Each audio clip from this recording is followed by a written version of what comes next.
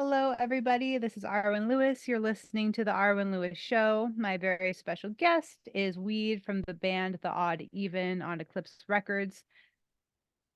Hi, Weed. Hey, So we brought everybody back in with the title track off of your record, Darkness, called Darkness. And I didn't mention it in the beginning of the show, but we played 100th Monkey. And it seems like there's kind of a cool story behind the music and the actual storyline of the lyrics. So could you tell us about that a little bit? yeah. Well, first off, it's really cool that you played that. I think you're the first one to actually play that song. It wasn't one of the singles, and I love that song. It's really cool. Again, that started kind of the way we normally do things with a riff and sort of a drum beat, and we started talking about things. I moved to Kent Island, which is the largest island in the Chesapeake Bay, in 2012. And shortly after that, I started peeling back the layers and away from the beauty. I saw, wow, this place is kind of a mess. A lot like some of the other places. We found a lot of trash on the beaches and all this kind of stuff. And my wife and I actually started a nonprofit. We started out basic cleaning beaches.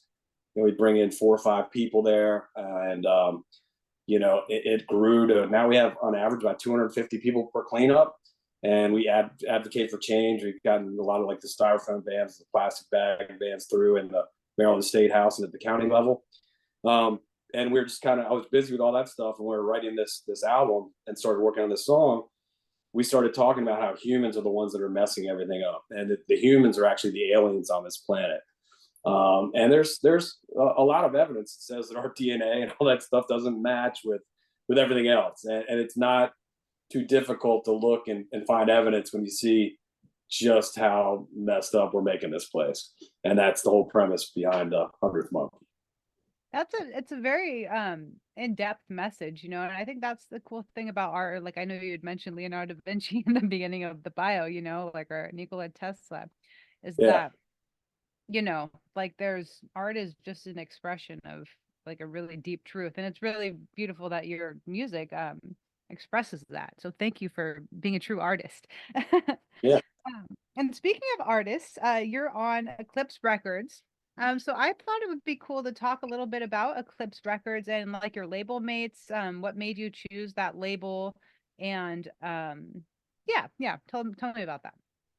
So we were signed to Pavement before our last record. We did a 1 record deal with them. And when we made the personnel changes and had Chris and Tosha come on board, we decided to shop the record and see what we came back with. And we narrowed it down to there was a record label in Germany that was going to give us the world. They were going to give us a deal much like the deals that used to happen 15, 20 years ago. We were going to get a nice chunk of change in the bank and all this other good stuff. But there were stipulations that we'd have to be in Europe quite a bit and a whole bunch of other stuff. And talking to the band, I was like, I don't know about you guys, but I will be divorced. My house will be gone, all this stuff. I can't go to Europe all the time. It just can't happen. And so we were kind of left with, well, Eclipse are the other preferred, and they're in the U.S., they're in New York, and they were really cool. Unlike a lot of the other labels that were doing the standard old thing, hey, we'll get you on the radio, we're going to give you a whole bunch of CDs, we're going to distribute it. They really started talking a lot more about today's way that music gets played out and pushed through social media and different algorithms and all this kind of stuff. And so it was very intriguing to see what their plan was for us. And so far, it's been great. It's great communication with their marketing team. I mean, you still have them attacking radio.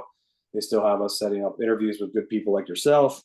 And so they give you that whole package, but they really focus on. They're like, look, you're going to have hard copy CDs that you can sell at shows. Great, and to be honest, that's where you get your bang for the buck. I mean, who's actually going into the stores and buying CDs nowadays? Like nobody, if you can even find them, right? And they really are more of just a piece of merch that somebody can say, "Hey, I've got this." So it was a different approach. We really liked it, and so far so good. The record dropped on January 1, and it's really a team mentality too. Some of the bands like Corbelli and Hearts and Hand Grenades that are on the label, we're always clicking and liking and sharing and all that kind of stuff, and checking out their music. And our hopes is that in the coming year, we've got a headline tour coming up in April, but after that, hopefully in the fall, maybe we can get out either to their cities and or do a run with them. Yeah, good stuff. Nice. And when you go on tour, do you plan, or are you planning a tour? And when you do, like, will you be sharing bills with people from that label or other people that you like? How do your tours get set up? So the tours in the past have been, through all different avenues, agencies, labels, combination of both, other bands reaching out to us, promoters reaching out to us, whoever it might be. This one coming up, I spread myself thin. I told you I did the beach cleanup. I've got, I work in like 6 different jobs. Yeah. One of the jobs that I have is that I work for 2 booking agencies. One of them is a company that I own, which is also an indie label, although I haven't signed anybody in a while. And then another one books a lot of bands in the Maryland, D.C. area. But I've been booking a lot of this tour myself through Harmony Row Entertainment. Okay. And this tour coming up is a headlining tour. Nice. It'll cover most of the states to the east of the Mississippi, and then in the fall will be out west. So well, you gotta let me know when you come out to California. I'll come see you guys. definitely. Where are you located? Well, Santa Barbara, like just north of Los Angeles. Yeah, I got you. Okay. Yeah, I mean, when I get back to the whiskey, that was a kind of a bucket list on the last tour. That was a lot of fun doing that. I think we played in Fresno, and I don't know, we did like 3 or 4 shows in California. I can't remember exactly. It was getting a little hazy then. That was the end of the tour. We just Jeremiah took me to see Ivor Davis. I don't know if you know who he is. He's a writer. He would follow the Beatles around.